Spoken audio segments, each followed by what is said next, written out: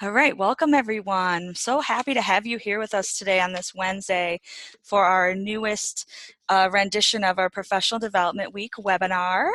Today we're excited to have a presentation titled Leadership at Work, Expressing Gratitude. And we're very blessed to have some presenters here with us. They're in Albany, working hard to represent us, and I'm so happy that they had some time to join us today. I wanted to introduce them. We have Kathleen Caggiano-Siino, or how she prefers to be called, Kathleen at the Research Foundation. Kathleen is the Vice President of Human Resources for the SUNY Research Foundation. We also have John Graham, Associate Provost for Student Affairs, University of Life, from System Administration here with us today. We also have Carolyn Matisky, Associate Director for the SUNY SAIL Institute, and Marissa McCasty, Leadership Development Manager for SUNY SAIL. So happy to have you join us today. I have a few housekeeping notes before we actually get to the bulk of everything, and I wanted to make sure I need to actually unmute our guests here today. So I'll be working to do that while I go through everything. And first, to start off, I want to introduce myself. My name is Kelly Williamson. I work at the Center for Professional Development in Syracuse. So if you have not checked us out, please feel free to ask me more questions afterwards, but I will be giving a slide on what we do. We're called the CPD for short. And if you've ever used Workplace or you use it quite frequently, you might recognize me from being the community manager of that platform. So if there's anything you ever need assistance with on that as well, I welcome you to drop me a line. And on to the next slide. So just a few notes. If you're joining us and you're not familiar with Zoom and you're not really sure if you have a speakers or a microphone or a headset, you'll see this note to either join by computer or join by phone. If you're unable to join audio using the join audio button, please refer to the invitation and the confirmation that had a phone number for you to actually join and let us know. All right. And as we work on that, so questions and comments are encouraged. We will be having a little bit of an interaction today, and we'll try to answer all of your questions. What's best for you all is to actually answer your questions in the chat box at any time so that we can be sure to see them, and I'll be monitoring that for our panelists and addressing them at any time. Either if it works with the flow of what we're discussing, we'll probably take a break and discuss that right then, or we'll save it until the end. And if we cannot get to everything, we'll make our best effort to follow up with you afterwards. Just make sure you put your name and your campus in the chat when you ask the question.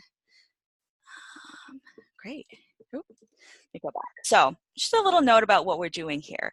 Professional Development Week was started last year as an awareness campaign highlighting the important connection between lifelong learning, personal growth, and transformative organizational success. So if you've been on the other webinars this week, you already know this, but it is hosted by our center in East Syracuse.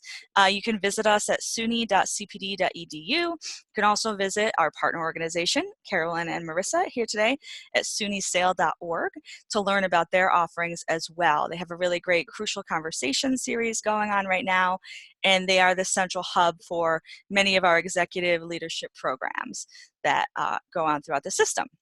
And just a note about us, we've been around since the 80s, just like myself, great decade, but we have evolved into a central training resource for top-notch professional development training and support for our member campuses and the entire SUNY community. So we're really happy to have this today and for you all to join.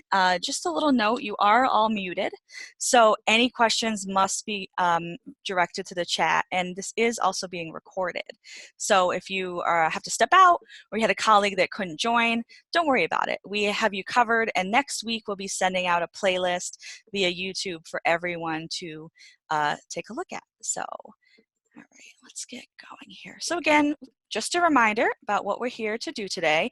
We have some great panelists. We'll be discussing leadership at work and expressing gratitude, which can sometimes be a real vulnerable topic. So I'm just going to work for one moment to make sure that I can unmute our speakers. Marissa, if you want to try to say something. Oh, not yet. Okay. This is called leadership thinking on the fly. I should also note that in the chat box, you should see some resource material. There we go. If you don't see that, let me know, but we have 2 reference materials for you today. One is an article that we'll be referring to, so you can follow along, and then we also have some free resources that you might be able to utilize in your office or on your campus, depending on what you're interested in. So without further ado, we have our panelists here. If panelists want to say hi, I think we're unmuted now. Hello. Hello. Hello. Good morning. Good. Hello. Good. Awesome. So we are going to be working from a text that I believe Kathleen is going to explain. Hey, start entering any questions if you have them. Great. All right, so we have a recommended text that we'll be discussing with basically the 5 languages of appreciation. Kathleen, did you want to give a little intro for that? I would. Thank you, Kelly. No problem. First of all, I would love to congratulate CPD and the SAIL Institute for recognizing that professional development is actually not a side gig, right? This isn't something we just do, hey, once in a while. It actually is the work. So the good work of SUNY and the Research Foundation, we want to spiral upward in what we do and how we do it next year at this time. So professional development is very much a part of the work that we do as an employee and as a supervisor. So great job. I'm glad you have a week, and I'm glad that we're part of it.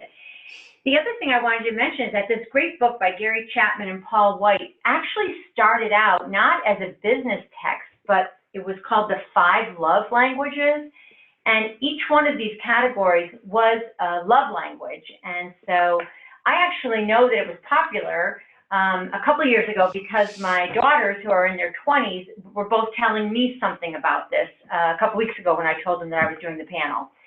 So it's a great book. The reference that we're going to talk about today is types of appreciation in the workplace, but I think you're going to see that it really transcends into our home life as well.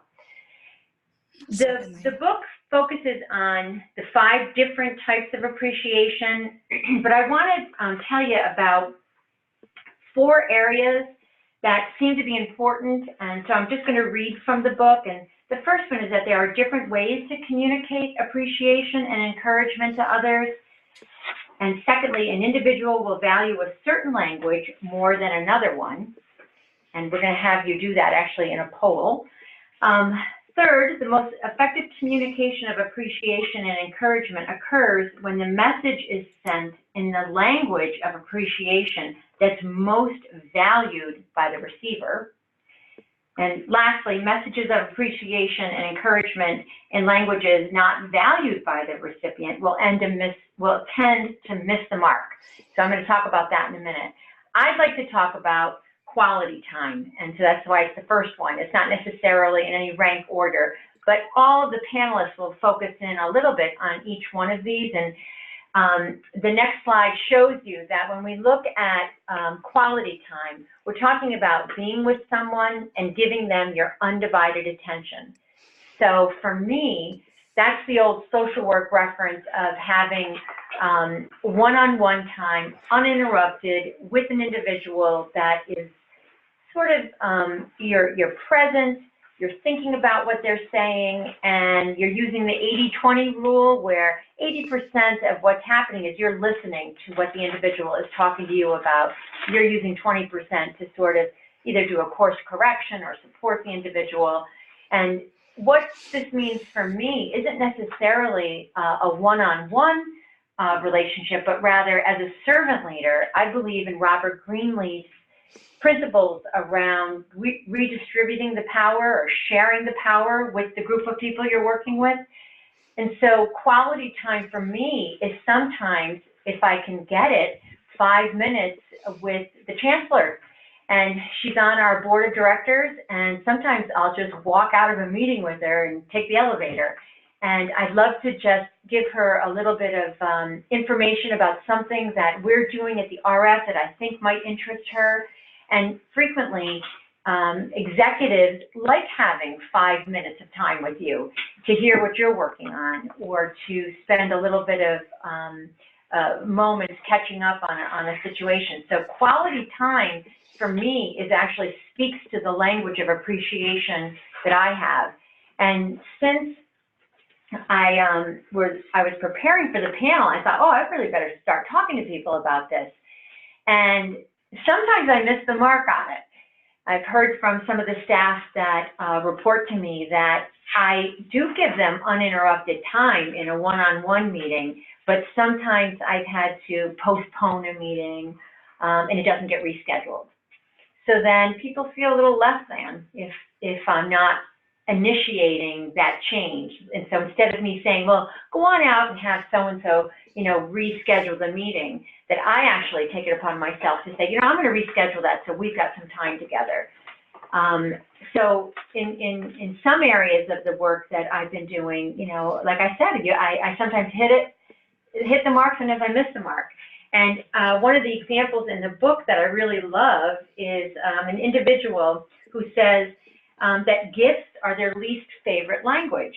So they don't do a lot for me. You know what makes me feel good? Having a really interesting conversation with my boss or other senior leaders about what's going on in the organization.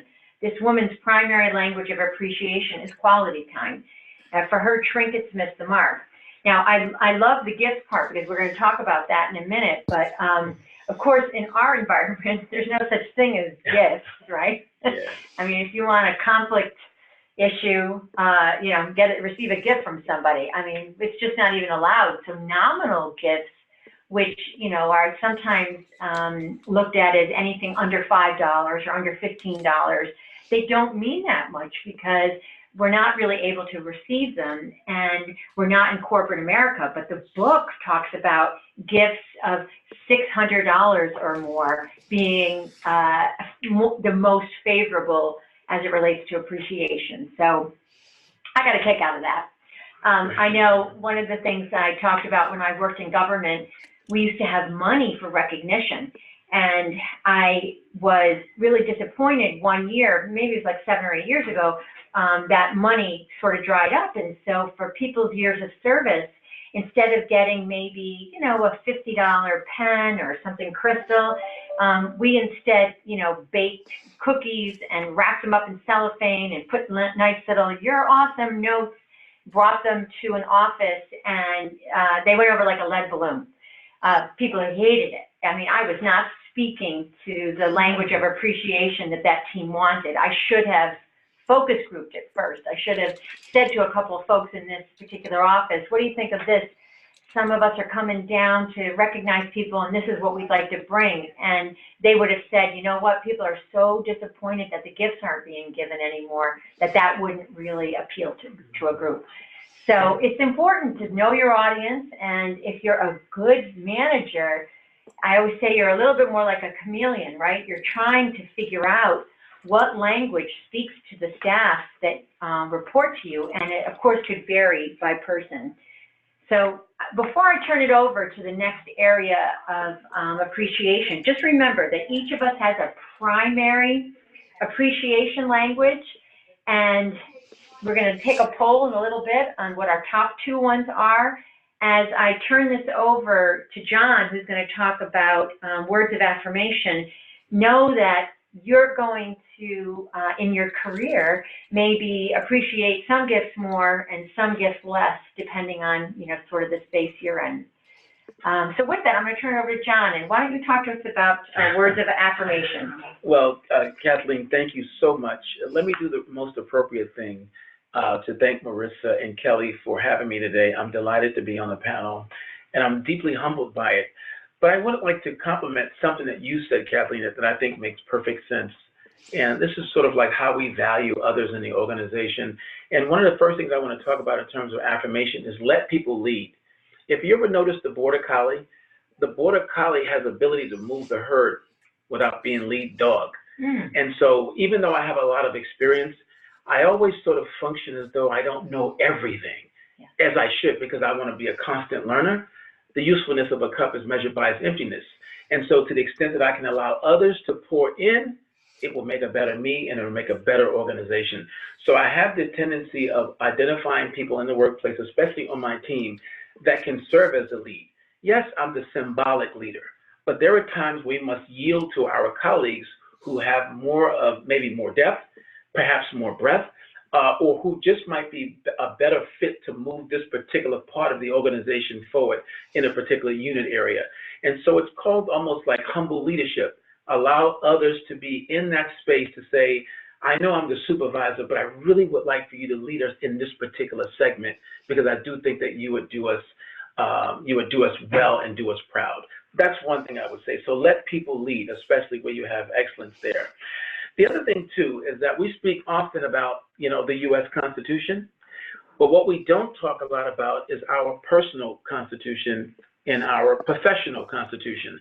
And I do think that as we engage, especially in the second decade of the 21st century, that we really allow our constitutions to sort of resonate from around the people that we work with. For example, I actually learn from my colleagues. I don't just lead them, but I actually learn from them. And so I sort of value them in very unique ways. And because we spend so much time together at work and sometimes through email and on weekends, talking about issues or whatever it may be, I realize that we spend a lot of time together and they almost become family members almost in a strange sense. But it's something that I kind of value. And so my personal and professional constitution is something that I often do. The other thing is called MBWA, managed by walking around. I kind of go to my staff member's office. I did it this morning. I went over to one of my colleagues to her area and I kind of peeked over her, her desk, and I said, how are things going with you? And she looked and says, is something wrong? I said, no, I'm actually just checking in because I value you. Sometimes we make the mistake and we think that because everyone has the same uniform on, that we're not really teammates. But my job really as the supervisor is to make sure that everybody has the uniform on, that we are teammates and that I value everyone. The other thing I want to talk about briefly is sort of the tropics. Many people function well in the tropics. You ever hear people say, oh, I'm going to Hawaii because it's really nice, the weather's nice, but many people don't function well in organizations in desert-like conditions. And so I'm the type of leader that will really be very affirming to my colleagues that there are peaks and valleys in the work that we do. And so I want them to be able to have the habituation to function in the tropics, but also function in desert-like conditions, because that is indicative of the world that we live in spite of the conversation about climate change, right? The other thing I wanted to talk about is sort of the star performer. There are times in organizations where you really got a rock star, and this person is really, really good. But our organizations function best, and I think it's most affirming, is analogous to a baseball game. Now, I'm really a basketball guy, but I like baseball in this particular example, especially in organizations, because no matter how good a pitcher might be, that pitcher cannot go to the outfield to catch the ball. So they have to trust their teammate in left field, right field, and center field. So the entire time that that ball is sailing in the air, there's only one thing in the mind of that pitcher: I trust that you're going to make the catch. So organizations are pretty much the same way. We can't really throw every pitch and catch every pitch, and nor should we try to do that. We should trust our teammates. And so I'm a very big supporter of trusting my teammates and letting them know that even if you were to drop the ball, at least pick it up and get it back into the infield as quickly as you can. Because too often we operate in the world of sort of perfection where, when things are a little less than perfect, how do we function? And again, it goes back to that desert-like conditions. And so to me, I'm a fan of talking to my colleagues and making them know and making them aware that I truly value them in their true sense. The last little nugget I want to talk about is what I call triple C. This is cross-cultural competency. And this is the ability to sort of function within your own culture excellently well, but also have the ability to do it outside of your own culture. And so one of the things I always try to do when somebody tells me their first and last name, I'll say, what's the origin of that last name? And then they say, oh, it's Russian, or it's Italian, and immediately I get an image of Italy or Russia, because I'm really trying to make a connection. Because of my background being what it is, I'm trying to make a connection to say, wow, your ancestors came here from Russia, mine came here from Africa, and I'm trying to figure out how did we get to meet in 2019? You get me? So I'm always looking for these sort of interesting intersections of how people come together, and then the manner by which we come together. So those are the things I would like to share in terms of affirmation. One of the things, John, well, lots of things struck me that you were saying, but one of them was around humility. So I'm a big fan of Jim Collins, level 5 leaders, professional will, personal humility, but it's really coming into its own, I think, humility in the workplace. And it you know, of course, manifests in lots of different ways, but I think leaders and managers who share the power the way you're describing it, understand that it is important to want to be great at your job. We all come to work with this sense of professional will, you know, this fire in your belly. I really want to knock the socks off of what I'm, you know, people that I work with. But this sense of humility around forgiving others and being able to sort of be self-deprecating with humor really sets the stage, I think, in 2020 for excellence. As we acknowledge and recognize people, apologizing for mistakes that we've made, whether even if they're 30 years ago, is important. And Yes. I just did a session with the Council on Personnel Professionals at New York State last week, and I used this example where in the beginning of my career, I was a program director, 23 years old, very young, a little too young to be managing all these staff. And I often told people how to run the group home, even during hours where I wasn't working. So instead of acknowledging the good work of people doing counseling in the middle of the night for people who were really struggling with illness, I, as the program director working 9 to 5, told them how to do the job. Yeah, come in the morning and say, this is how you got to do it. Right. And 30 years later, we're all connected again because of Facebook. And we're taking a picture at a restaurant, and 5 of us got together and they said, put the queen in the middle. I like that. And they were talking about me. I love it. And I was like, the queen? Oh, that hurts. I agree with them. Yeah, thank you. But it wasn't a compliment. And, No, I don't agree with So I said to one of my friends, I said, are they calling, is Linda calling me the queen? And they're like, well, you kind of told us what to do all the time. Oh, I see. And I was not a servant leader. Yeah. And so I waited, and it was a humble heart.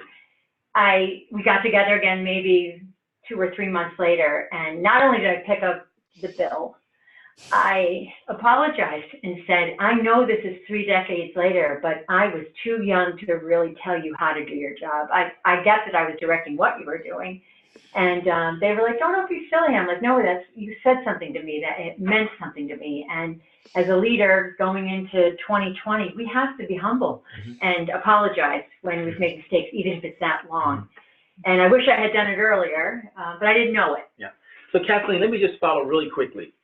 So we all know that 2020 is the year of clear vision, right? Yeah. But I think that Mark Twain said it best. He said the 2 most important days of your life is the day you were born and the day you realize why you were born. And so given my chronology, I know exactly why I was born. I was born to improve the human condition, no other purpose. And so I am attracted to not just resumes, because resumes are often focused on the institution that somebody attended.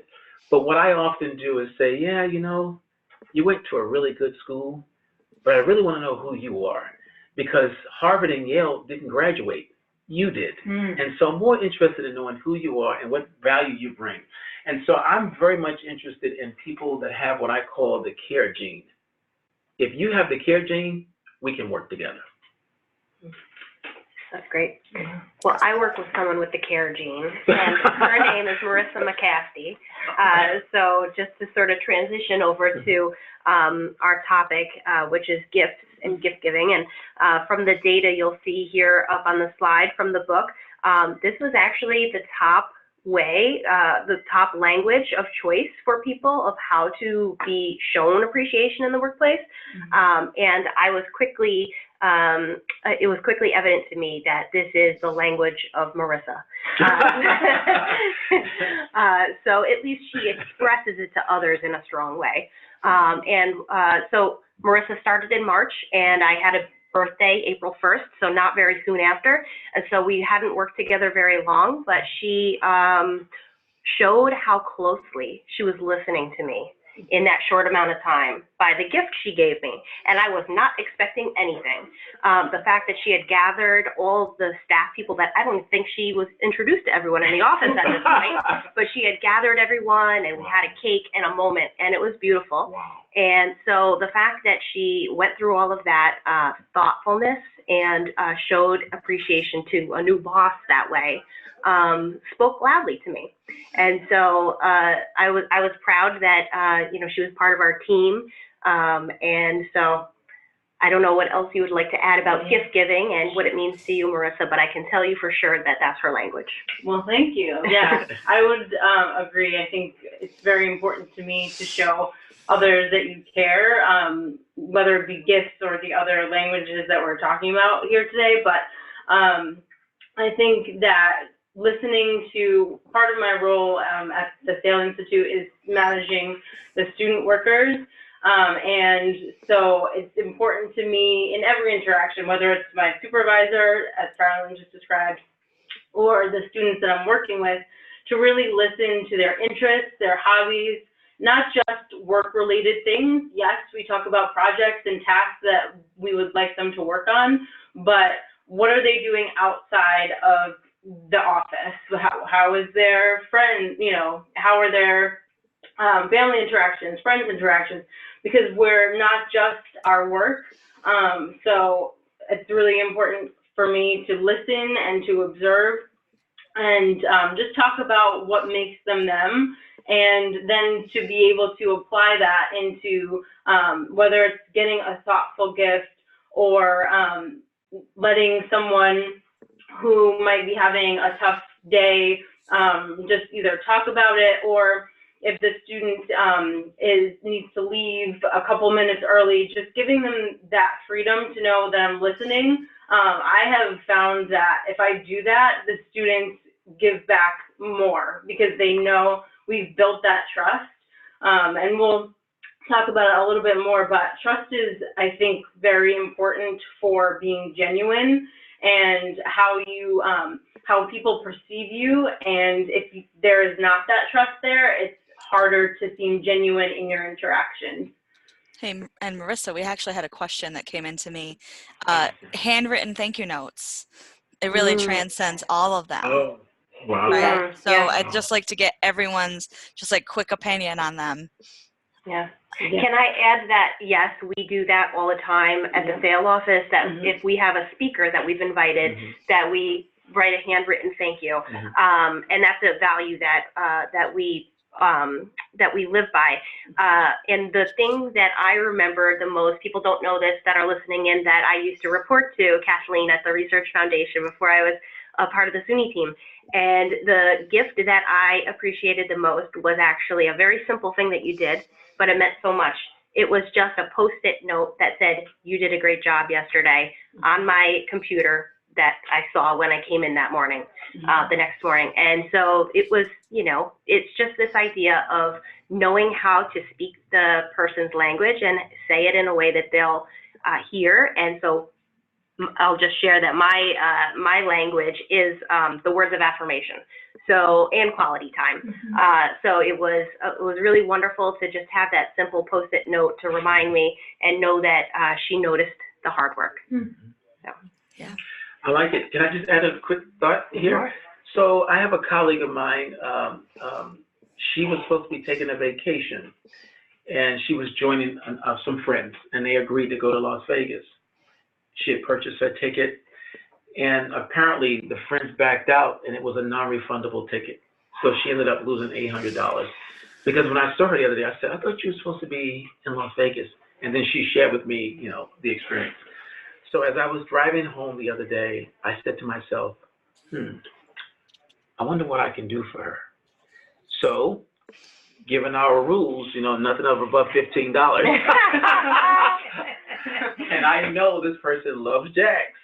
And I know that the soup is under $15, and I know she loves the soup. Oh. So I went over to her yesterday, and I said, "Did you hear about the coupon you just won?" She said, "What coupon?" I said, "Well, there was a little coupon in the office, and somehow your name came up, and you got these coupons to go to Jack's to get soup 3 times, and you can't go 3 times in 1 week, so you have to spread them out." She says, "Well, can I go today?" I said, "Yes." And so I actually did that. I bought her the soup for Jack 3 times because I just wanted to let her know. She might not even know that what she shared with me, I even remember. Right. Mm-hmm. But again, I'm really about, I think that leaders have to do more than just be a suit. We really have to care about our colleagues, right? And you know, we're very fortunate to share time and space together because it's the one thing that we don't get back. Mm-hmm. Oh, that is a great point, and I'm going to do a nice segue into acts of service because you have to be listening, right? You have to be observant to know what's going on. You didn't have to know about Las Vegas. It wasn't on a SUNY-wide email because we didn't get it. So we know that that was a conversation that you had. So it's really interesting when we look at the graph, right, on the poll. The community that was surveyed, and we had words of affirmation, gifts, almost neck and neck, and then acts of service. And in acts of service, I mean, that could be anything, right? So I just wanted to describe that because there was a question in the chat about nominating someone for the Chancellor's Award. And that is really, you know, affirming, but also an act of service that you're doing because it's something you didn't have to do. And you were taking the opportunity to really live actions speak louder than words. So you're expressing yourself by doing something for your colleagues. So you need to know what it is that you can actually do. And I believe a couple of you have mentioned it, being genuine. And also I want to add being proactive, like proactively looking for an opportunity to improve your colleague or your employee or your friend or board member's experience. So that's basically my definition of acts of service. But some of these are really interchangeable. And I know that John will be leaving soon, so I just wanted to speed it up and pose a question to both John and Kathleen first. Thoughts on touch? Well, as the HR person, I'm going to say stay away from it. But in all honesty, I did ask, again, remember I said I asked my family members, like, what do you think? And my sister lives with me. And I said, well, what do you think of these? And she said, oh, the appreciation around touch really matters to me. Mm-hmm. And I said, well, tell me how so. And she said, well, when I'm in a meeting, oftentimes the executive director will come into the room and I'm sitting in the same spot and he'll put his hand on my shoulder and say, glad to see you here, Mary, and moves on. It's, you know, it's not creepy, it's brief. And he does it to a couple of other people who he doesn't see frequently. Mm-hmm. So it's his way of expressing appreciation to her. And she said at the dinner table that she really, it means something to her. So I thought that's interesting because 3% of the people in this Gallup survey liked touch. And it was, you know, if you look at the references, it's like fist pumps, you know, I don't know, handshakes. It's not, it wasn't anything more than that. But so that's what I think. I guess, you know, again, you're tailoring appreciation to the receiver. Some people might like it. Mm-hmm. I would like to add this, Kelly. So, again, I mentioned the CCC, cross-cultural competency. So, you know, I'm sort of living in my skin, and I'm in a culture where hugging is just almost like a requirement, you know, especially in my household. Like my sisters and, you know, we all embrace, my brothers, we embrace. But I realized that my family culture is not my work culture, right? So there's a bit of difference there, right? So the other day, not this particular board meeting, but the last board meeting, I remember we had presented on food insecurity, and the person that was from Long Island, who's our task force co-chair, she whispered to me, she said, John, I'd like to take a photograph with you and the chancellor. So I walked over to the chancellor and said hello and made the introduction. And I said, Chancellor, would you be kind to take a photograph? She said, oh, I'd love that. So the chancellor gets in the middle, my colleague from Long Island gets on the other side, and I consciously, self-aware, leaned over to the chancellor and said, may I, because the chancellor put her arm around me, right? And I said, Chancellor, would it be okay if I hugged you back? And she says, oh, wow, thank you for asking because I didn't ask you. Oh, See, so I was conscious yeah, to function out of my own culture. yeah. Because had it been my family, I would not be asking for Right. permission to hug somebody in my own culture, because it's just like, it's standard almost. Mhm. So Yeah. my point is that, you know, we have to always be self-aware and be mindful. So I try as much as I can. I don't initiate hugs with my staff, you know, and it's just because, not just because of the climate that we're in, but it's just self-awareness. It's a little cultural nuance thing. And so if they sort of come after me and say, oh, you know, then I'll be okay with it. But I'm not an initiator Yeah. of that. No. No, that's great. Thank you. All right. And So, can I just mention one thing too, Kelly, on Yeah. the acts of service that I forgot Definitely. to bring up? Because this is definitely my second language in the workplace. I find it's a funny situation. Carolyn knows this, that I typically host events at my home. And whether the student interns are working for the RF or we're having off-site retreat, I like it because that's actually, I grew up that way, and you talk about culture and ethnic references. For me, breaking bread with people in my home is actually a part of the language of love. And so for me, having people at work come to my home has been something I've been doing my whole life. And it's uncomfortable for others, but it's not uncomfortable for me.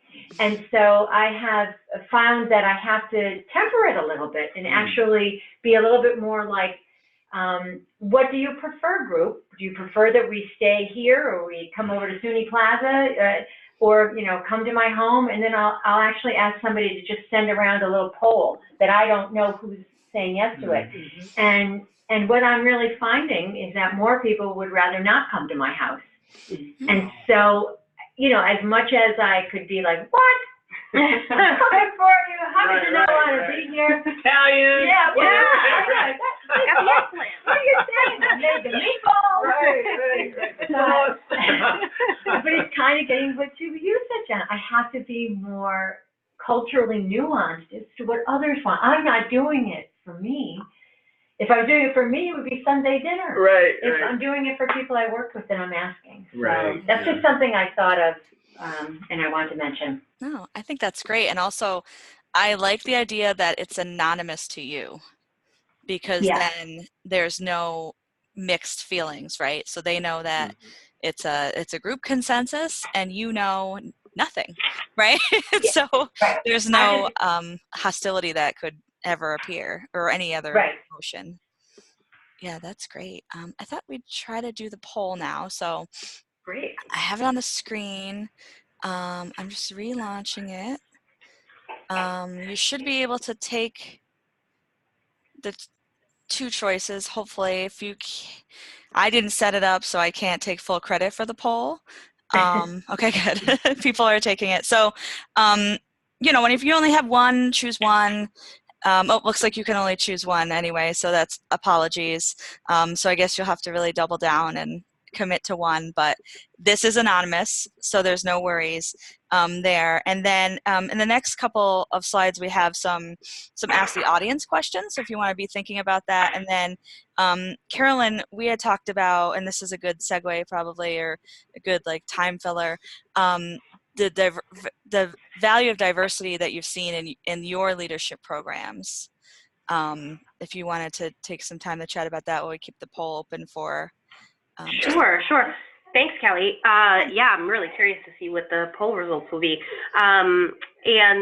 So we run leadership programs with a mixture of people at all different levels of their career in all different roles on a campus. And so you really see a mixture of people and their personal preferences. And so part of our role at the Institute is to help leaders understand how they see themselves better, because that's the first step, and then also how others see them. So to sort of compare how they see themselves with how others are perceiving them.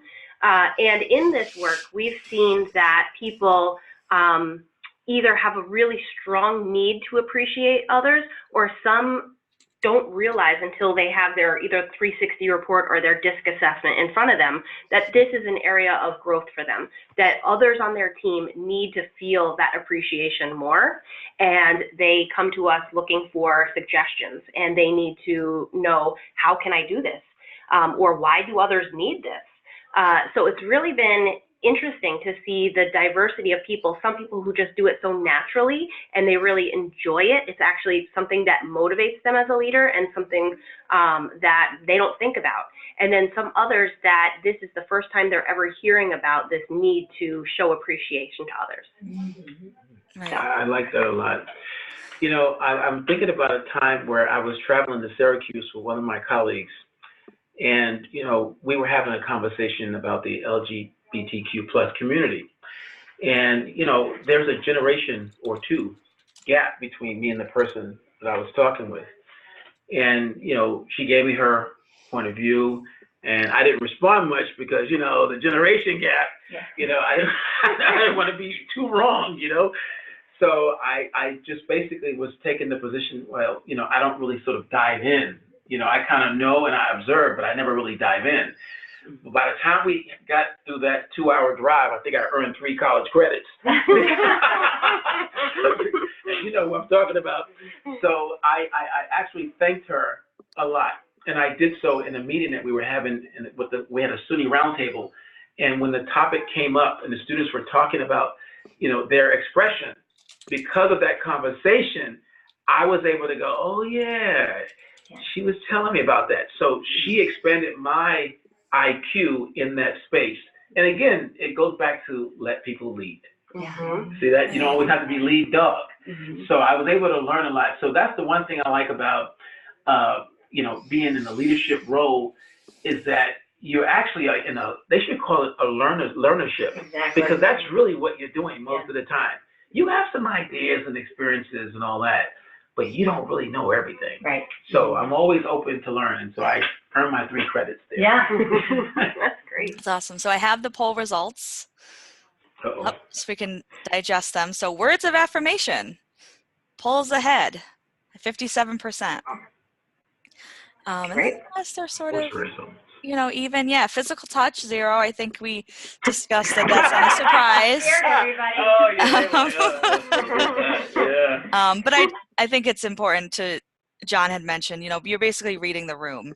If someone's stepping forward to you, you know, take that as some sort of encouragement that they are open to a hug or some sort of embrace. I think that's the number one. And asking too, right? Consent. Mm-hmm. is incredibly important. And with that, I'm going to stop the share results, stop the poll results here.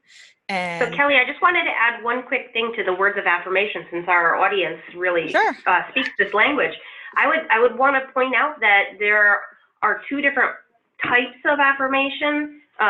You can have a private conversation with an employee, and then you know, a public affirmation of the work that they've done. And some people are uncomfortable getting those words of affirmation in public. Right. So even though this is showing as the top area, just to be aware of someone's preference with public words of affirmation. Right. And they can come in the form of, like you said, notes, handwritten notes, maybe recognition in a small team, but it's true, the book really calls out that not everybody likes public recognition, like standing up and being the center of attention in some scenarios are the most uncomfortable and the least appreciated language in the workplace. So it's really important to know it. Yeah. So maybe it could be before a meeting, asking the person, you know, I'd really like to thank you. Are you okay if I say it? Yeah. And email I like your supervisors. Sorry, John. No, I was just saying, I like what Carolyn was saying. Another colleague, I went into her office about 2 months ago. She wasn't around. I was there like around 7 o'clock, and I went to her whiteboard and I wrote, you know, you're the best. You know, actually, I put you're the best on 8. We're on the 8th floor. Good Gloria. And it stayed there for a long time, and I was saying, I gotta take it down. You know, in case somebody else goes up. No, but she was able to get a very important scope of work completed. And as I was leaving, I was getting on the elevator. I said, you know what, let me go back and, you know, I put that there. Good. That's still an 8. That's great. That's So it wasn't Recognition, public. but not too public. It wasn't public. Yeah, It not wasn't- too public, yeah. Right. Yeah. So we have some audience questions, and we're just going to pop through in case people aren't comfortable sharing. But if you are, we'd love to have it in the chat so we can react to your examples. What we're really interested in is also the impact. If it was measurable, or if it was something maybe you felt as an individual. But these are just some questions for you to think about in the lens that we presented to you today. And then we'll also be asking our panelists just a few more questions. We want to talk about managing gratitude in a team environment. We took a poll, we looked at results. Not everyone values equally. They don't value each sort of language equally. So I think it's important that we hear from our panelists about managing that in especially a larger team environment. That'd be great. So we'll have that conversation now if we see any. We have some questions and some things going on in the chat. So if you want to think of it. Well, so I can tell you this. We have a monthly staff meeting, right? And I will sort of poll everyone. I'll kind of go around and say, hey, we have a staff meeting coming up, and you have any ideas of what you want to discuss, because we need to hear from what's happening in your area. And then I actually kind of use that as just one way to go around the room and let the colleague say what he or she is going to say. And then I will usually respond, usually very affirming, because I just love everyone, and I just tell them, how much I really appreciate what they're doing. And then at times we have some colleagues who are sort of a little less strong than others. And so that individual, I will sort of do what I call points of progress. And I will sort of meet with them sort of one-on-one to say, the goal for the year for you was X, and we agreed on that. But now we need to look at the objectives to see if those objectives, are you hitting those objectives to achieve that goal? And if you're not, what corrective action can we take? Do we have too many objectives? And then also, as a manager, it's my responsibility to make sure that this person is successful. In my point of view, I think that when employees don't do well, it's also a reflection on management. I don't look at it in that the person sort of dropped the ball. I really say, what could I have done, or what did I do or not do that lend itself to this particular outcome? Because quite clearly, any deleterious thinking about my division is a reflection on me and not necessarily that individual. So I always try to be very uplifting to my colleagues, because I don't kind of like live in the words of books. I actually put it into practice. Yeah. That's good. I could add a little something to that, as it's a little different look at it, but we have the mentoring program at the RF and for SUNY, so we have hundreds of people that have gone through the mentoring program, which includes a public speaking course, the mini course on public speaking. We have 2 to 3 modules, and so I like to use the staff meeting time to let people speak publicly, because I do think it's a competency that's needed in all roles at SUNY and at the RF. And so I like to really try to put that into practice by having people speak publicly when they attended a conference. We're in a safe environment, and we're sitting around a table together. But typically, if somebody goes to a conference or a workshop or something like this today, we would say, well, go ahead and give us a couple minutes on what you learned and share it with the group. And so I like to recognize people that way, and it's a little bit more operational, but it's tying in a skill of learning how to speak publicly and getting stronger and more confident in your ability to talk to your colleagues in an environment, again, that's a little bit bigger than what you normally work in. That's great. We have a good question about sort of what John more touched on it when we were talking about public words of affirmation, or congratulating or talking about hitting goals. Any tips for if you're having a group meeting and you might be giving someone a shout out, but someone else is not receiving the praise? Or is it better to just sort of, like John was talking about, like take the responsibility for the whole team, and maybe that's not the right place for it? And you could see this in the chat, as well as a few other folks have really given their thoughts on what they do in their office. But if someone else is your rock star, like we mentioned earlier, how do you not alienate the rest of the team? Well, something that's coming to my mind, that's a tricky situation, I would say. But what I try to do to bring the team together is to think, I recognize that we are in a very fast-paced environment at SAIL. And so we live by events and programs, and so there are hard deadlines and events that everyone is working together to achieve success at. And I know that we're not going to have time to do things like staff parties leading up to an event, but I try to be thoughtful and plan for a time that we can celebrate our success after the events. And so if there's something that everybody's working hard to do together, thinking about and scheduling in advance a time when we'll be able to take a collective breath after the summer leadership retreat. And so that's how I try to bring the team together. But you're talking about a tricky situation there, Kelly. Yeah, keep it. Yeah, and I think, oh, go ahead. No, you're okay. Go ahead. I was just going to say that sometimes you can rely on other team members to keep it moving too. Like the team leader doesn't have to be the only one focused on public recognition or any one of these gifts. And sometimes, like John said, you kind of let the group evolve into what makes sense as a norm for the team. I myself am not somebody that remembers birthdays. It's just, I mean, Carolyn's is easy because it's April Fool's Day. But I got to tell you, I couldn't tell you anybody else's I've ever supervised with their birthdays because it's just not, it doesn't speak to my recognition, appreciation of recognition that way. But other people love them. They decorate cubes. They care enough to get a gift that matters. They bring in a cake. And I just think if you share it, you know, amongst what others like, you're more likely to hit it than waiting for the boss to remember, because it's not, I wouldn't expect you to remember my birthday and I'm not going to remember yours. And so that's just the way it is with me. So I love it that others, like I'll look on the calendars of the staff and they're like taking Kate out for her birthday. I'm like, oh, thank God somebody remembered it. So, you know what I mean? Others can jump in, and in fact, that is what happens. That's how you build, I don't know, friendships at work, I think, is by others recognizing these important milestones for people, not just one manager. Definitely. And I would also say, too, that being intentional about, I know that there was a question about how do you present public words of affirmation so not to isolate or offend others who are not receiving the praise.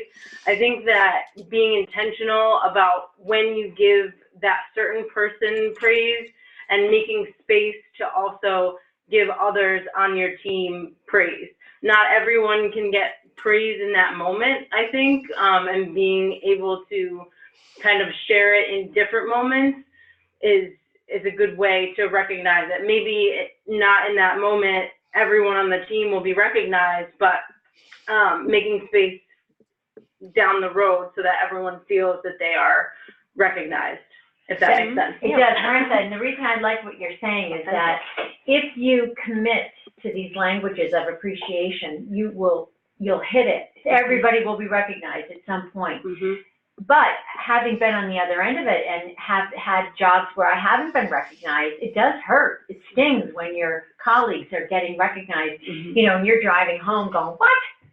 Hey, does anybody remember what I was doing? And so it's important, if you have a culture of gratitude and appreciation, everybody will receive it. But if you're spotty on it or hit or miss, then yeah, others are going to feel like they're not getting it. So it's important. Is John still here with us? He did have to step out. Oh, okay. So he had said something before our presentation actually started, and I won't be able to paraphrase it correctly, but I would encourage everyone to look up, like, what happens if your star performer, your best team members actually get a setback, and then how do you recover that as a team? That's a whole other webinar in itself. But I think that's something that we could all do some research on as a takeaway too, is like, what happens when you get an accolade and then something happens? Is that I guess the best word would be like, are they in a paralysis then? I think that's super important to take a look at. And we have about 6 minutes left. I think we talk about, Kathleen sort of brought it up, birthdays, that's your blind spot, right? So we talk a little bit about being conscious of your own values and seeing what, making sure that you account for that when you're working with a team. Yeah, Kelly, I wanted to add something else before we conclude today's program too. Just since we're a week out from Thanksgiving and we're talking about gratitude. And so I was preparing for this webinar and thinking about the importance of it in my own life, about my ability and making space to be grateful for the things that I have in my life. And because I know, and I've read a few self-help books about how to be happier, and it all comes down to gratitude. And it's about thinking about 3 things, very specific things every morning when I first wake up, about what am I grateful for? And it really makes a big difference in my own happiness. And so I know the research around leadership, right? That's what we do. And we talk about the importance of showing gratitude to others. And so I just know that there's a connection between showing gratitude to employees and their happiness and their engagement in their work and their desire to contribute and to be, fully present in their work. So just thinking about that and the timing of Thanksgiving, that I think that, it makes a lot of sense to spend a few minutes and think about your own gratitude and how you're showing that to your team. Yeah, and how you like to. Yeah, I could just sort of end this piece from me, that gratitude is very much about, you said, reflection, right? And I know Ken Blanchard, who wrote The 1 Minute Manager and is also a servant leader, did a session on servant leadership in the workplace, and he basically said each night before he goes to bed, he sits at the edge of his bed and remembers what he did for somebody. Like, he recognizes that during the day there are ways that he is gracious and appreciative, and he reflects on those moments. And it could be in his personal life or in his work life. And then he says, where did I fall short? What didn't I do today? Did I reach out to my sister? Did I call my niece? Did I thank somebody at work? Did I make a trip over to somebody's cube to thank them for something they've done, or didn't I? And then I start my next day, this is Ken speaking, with the list of things that I should have done the day before. And he said he sleeps better when he's able to recall that.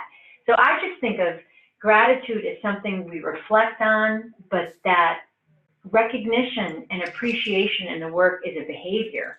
So that's something we commit to and have to work at it. It's not something that everybody, sounds like Marissa is intuitively connected to be appreciative at work, but it's a skill. It's still something that you have to work on. So as a behavior, I like to think it's actionable, and it's something that hopefully today's session will help the participants know you have to work at it. And this is a great reminder for me a week before Thanksgiving too, Carolyn, that I need to work on it. Yeah. Definitely. That was Marissa and I was like, let's do something to Thanksgiving themes. It's a real conversation that we had. So I wanted to thank everyone. So John had to leave. Kathleen, thank you so much. Carolyn and Marissa, we're always count on you as well. I have the resources up on the page now, the screen. I also have put them in the chat. So I want to talk about, just briefly mention, the MBA inventory free resources. They won't be great for everyone, but if you're really serious about doing an inventory with your team, or maybe with yourself or your family, use them for whatever, you can have people identify their top appreciation touch points, and then you can actually make cubicle posters, and there's some other resources that you can download and use in your physical space if you're interested. So we wanted to make sure that we included that. Any last words from and also take a look at the chat. A lot of words of affirmation, a lot of great work being done. Great discussion, so thank you all for that. But last thoughts, Kathleen, Carolyn, Marissa? I just want to say thank you, Kelly, for putting this together, and thank you to everyone. I was looking through the chat, and there is some really great conversation, And so thank you for having us here today. Yeah, no, this has been a wonderful hour just to have some good conversation with my colleagues. And thank you, Kelly, for suggesting the topic. And thank you to the audience for tuning in. Hopefully you found something valuable. You're here. Yes, definitely. And we will be posting this recording and sharing this next week. So feel free to even send it to your staff and do some sort of holiday themed meeting around it. Yeah. Great. Well, thank you, everyone. Enjoy the rest of your day. And hopefully we'll see you on the other webinars this week. Thank you. All right. Bye-bye. Bye. We had a lot going on in the chat. Good.